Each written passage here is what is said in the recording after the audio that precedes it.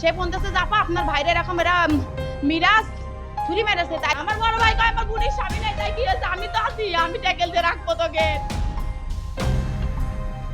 সময়টা শনিবার রাত ৮টা ১০ বোনের দিকে ছুড়ে দেয়া একটি অশ্লীল প্রস্তাব আর তার প্রতিবাদ করাই হয়ে উঠল প্রাণঘাতী।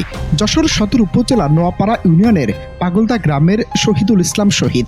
এদিন বখাটেদের চাকুর আঘাতে নির্মমভাবে নিহত হয়েছেন তিনি। প্রত্যক্ষদর্শীদের ভাষ্যমতে নিজের বোনের অসম্মান সহ্য করতে না পেরে প্রতিবাদে এগিয়ে গিয়েছিলেন শহীদ, আর সেখানে সংঘবদ্ধ হামলার শিকার হন তিনি। মুহূর্তে রক্তরঞ্জিত হয়ে লুটিয়ে পড়লেন মাটিতে, চলে গেলেন না ফেরার দেশে। এ ঘটনায় পিতা বশির আহমেদ বাদী হয়ে কোতোয়ালি মডেল থানায় একটি মামলা দায়ের করেন।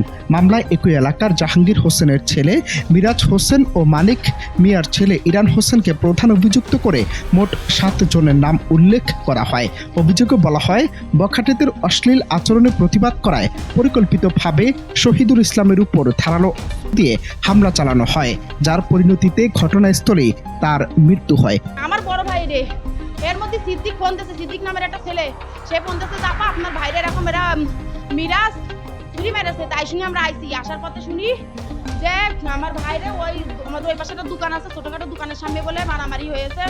আমার ভাইরে ও পকেটে সবসময় ওই অস্ত্র নিয়ে ঘোরে, বহুতবার আমাকে ঘরে গেছে, ডাকাতি করতে গেছে বহুতবার। আমার বড় বোনের স্বামী নেই, ওর সাথেও বহুত দফার মেলা এরকমই করতে গেছে। খালি আমার বড় ভাই যদি পারে না, আমার বড় ভাই কয় আমার বোনের স্বামী নেই, তাই কি হয়েছে আমি তো আছি, আমি ট্যাকেল দিয়ে রাখবো তোকে। মামলার আনুষ্ঠানিক দায়িত্ব পাওয়ার আগেই পুলিশ শুরু করে ছায়া তদন্ত। তথ্য প্রযুক্তি ও গোয়েন্দা তৎপরতায় দ্রুত জড়িতদের অবস্থান শনাক্ত করা হয়। এক পর্যায়ে শনিবার দিবাগত রাত ২:৩০টার দিকে পুলিশ কর্মকর্তা অলোকের নেতৃত্বে ডিবি পুলিশের একটি চৌকস দল যশোর সদর থেকে প্রায় ৪৫ কিলোমিটার দূরে চৌগাছা উপজেলার পাশাগোল এলাকায় আত্মগোপনে থাকা দ্বিতীয় অভিযুক্ত ইরান হোসেন ও ৭ নম্বর অভিযুক্ত মিরাজ হোসেনকে গ্রেফতার করে। পুলিশের দাবি, হত্যার রহস্য উন্মোচনে তারা গুরুত্বপূর্ণ তথ্য দিচ্ছে। পুলিশ জানায়, জড়িত ৩ জনকেই করা হয়েছে গ্রেফতার। গত পরশুদিন যে হত্যাকাণ্ডটি ঘটে, তার যারা ডিসক্রিমিনেট ছিল ৩ জন, তারা আবার ৩ জন ভাই, আপন ভাই। ওই রিক্সা চালকে তার বাবার সামনেই অনেকটা এই ধরনের একটা গন্ডগোল লাগে, এক পর্যায়ে চাকু মারলে তাকে হাসপাতালে নিতে যেতে মারা যায়।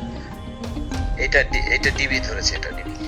এ পর্যন্ত যে ৩ জনই এই হত্যাকাণ্ডের সাথে আসলে জড়িত ছিল, ৩ জনই ধরা পড়েছে।